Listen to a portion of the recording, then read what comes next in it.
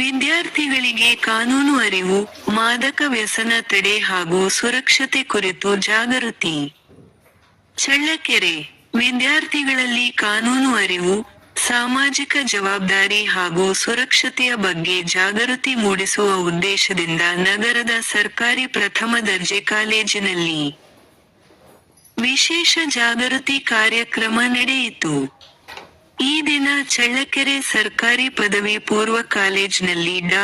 Shivakumar sir, ಮಾನ್ಯ ಹೆಚ್ಚುವರಿ police ಅಧೀಕ್ಷಕರು, ಮಾನ್ಯ ಸತ್ಯನಾರಾಯಣ ರಾವ್ ಡಿವೈಎಸ್ಪಿ ಸರ್, ಮಾನ್ಯ ಕುಮಾರ್ ಪೊಲೀಸ್ ಇನ್ಸ್ಪೆಕ್ಟರ್ ಸರ್ ಹಾಗೂ ಕಾಲೇಜಿನ ಪ್ರಿನ್ಸಿಪಾಲ್ ರಾಜು ಸರ್ ರವರ ಅಧ್ಯಕ್ಷತೆಯಲ್ಲಿ ಕಾಲೇಜ್ ಮಕ್ಕಳಿಗೆ ಮಾದಕ ವಸ್ತುಗಳ ಬಳಕೆ ನಿಷೇಧದ ಬಗ್ಗೆ, ಸೈಬರ್ ಕ್ರೈಂ ಬಗ್ಗೆ, ಮಹಿಳೆ ಮತ್ತು ಮಕ್ಕಳ ಸುರಕ್ಷತೆ ಬಗ್ಗೆ ಜಾಗೃತಿ ಅಭಿಯಾನ ನಡೆಸಲಾಯಿತು.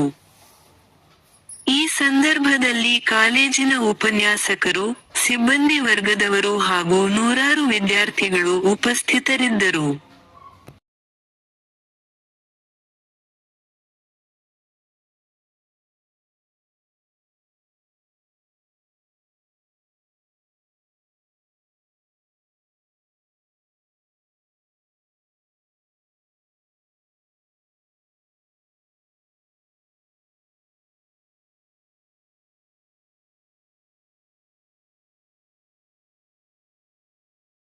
ವಿಶೇಷವಾಗಿ ಸಮಾಜ ಅಂದ್ರೆ ಎಲ್ಲರೂ ಬಂದರು. ಈ ಸಮಾಜದಲ್ಲಿ ಇರ್ತಕ್ಕಂಥ ವಿದ್ಯಾರ್ಥಿಗಳಿರ್ಬೋದು, ಸಾರ್ವಜನಿಕರು ಇರ್ಬೋದು, ಎಲ್ಲಾ ತರದ ವರ್ಗದವರು.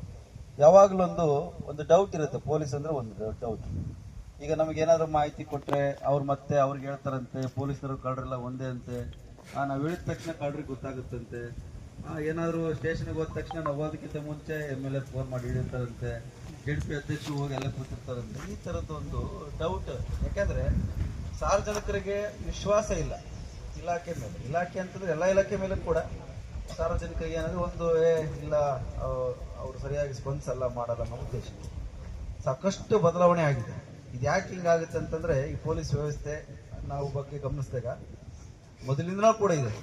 ಈ ಗಸ್ತು ವ್ಯವಸ್ಥೆ ಅಂತಿತ್ತು ಮೊದಲು, ಈ ಪುರಾತನ ಕಾಲದಲ್ಲಿ ಅಥವಾ ಸಿವಿಲೈಸೇಷನ್ ಕಾಲದಲ್ಲಿ ಎಲ್ಲ ನಾವೀಗ ಗುರುತಿಸ್ತಕ್ಕಂಥದ್ದು ಸುಮಾರು 296 ಜನರ ಮಾದಕ ವ್ಯಸನಗಳನ್ನು ನಾವು ಗುರುತಿಸಿದ್ವಿ.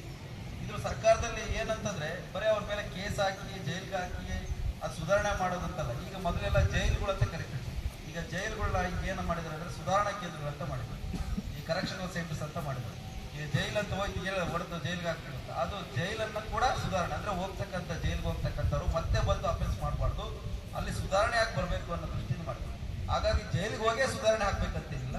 ನಮ್ಮ ಸಮಾಜದಲ್ಲಿ ನಮ್ಮೊಟ್ಟಿಗೆ ಇಲ್ಲೇ ಪೋಷಕರಾಗಿರ್ಬೋದು ಅಥವಾ ನಿಮ್ಮ ಬೋಧಕರು, ಉಪನ್ಯಾಸಕರಾಗಿರ್ಬೋದು, ನಮ್ಮ ಪೊಲೀಸ್ ಇಲಾಖೆ ಆಗಿರ್ಬೋದು, ಬೇರೆ NGOದರಾಗಿರ್ಬೋದು, ಇಲ್ಲೇ ಸುಧಾರಣೆ ಮಾಡ್ತಕ್ಕಂಥ ಕೆಲಸವನ್ನ ಮಾಡಬೇಕನ್ನೋ ದೃಷ್ಟಿಯಲ್ಲಿ ಈ ಥರದೊಂದು ಸಂಮಿತ್ರ ಕಾರ್ಯಕ್ರಮದಲ್ಲಿಯೂ ಕೂಡ ನಾವು ಸಾಕಷ್ಟು ಕೆಲಸಗಳು ಮಾಡ್ತಾ ಇದೀವಿ. ಮೊದಲೆಲ್ಲ ಏನ್ ಮಾಡ್ತಿದ್ರು, ಹಳ್ಳಿಗಳಲ್ಲಿ ಗಾಂಜಾದು ಅದು ಅವೇರ್ನೆಸ್ ಇರಲಿಲ್ಲ. ಎಲ್ಲರೂ ಗೊತ್ತಿದೆ. ಆಲ್ಮೋಸ್ಟ್ ಪ್ರತಿ ಹಳ್ಳಿಲಿ ಎಂತ ರೈತರು ಆಗಿದ್ರು ಕೂಡ, ಅನಕ್ಷರಸ್ಥರಿದ್ರು ಕೂಡ ಇದು ಬೆಳಿಬಾರ್ದು ಅಂತ. ಅವಾಗೆಲ್ಲ ಹಸುಗೆ ಅಥವಾ ಎತ್ತುಗಳಿಗೆ ಹರಿದು ಕುಡಿಸೋದಕ್ಕೆ ಅಥವಾ ಬೇರೆ ಅದಕ್ಕೆಲ್ಲ ಮಾಡ್ತಾ ಇದ್ವಿ. ಇತ್ತೀಚೆಗೆ 4 ಕೆಜಿ ನೋಡಿದ್ವಿ, ಸುಮಾರು 28 ಕೆಜಿ ಹೆಚ್ಚು ಗಾಂಜಾ ಬೆಳೀತಾ ಇದ್ವಿ. ಇದೇ ರಾಮಪುರದಲ್ಲಿ ಸುಮಾರು 4 ಎಕರೆ ಹಾಕಿದ್ವಿ. 4-5 ವರ್ಷ ಇದೆಲ್ಲ ಪೇಪರ್ ಟಿವಿಯಲ್ಲಿ ನೋಡಿದ್ವಿ. ಆದ್ರೆ ಈ ತರದ್ದು ಹಣವನ್ನು ಸಂಪಾದನೆ ಮಾಡಬೇಕು ಅನ್ನೋ ದೃಷ್ಟಿಯಿಂದ ಬೆಳೆದಿರ್ತಕ್ಕಂಥ ಗಾಂಜಾ ಎಲ್ಲಿ ಹೋಗುತ್ತೆ, ಮತ್ತೆ ಈ ತರದ್ದು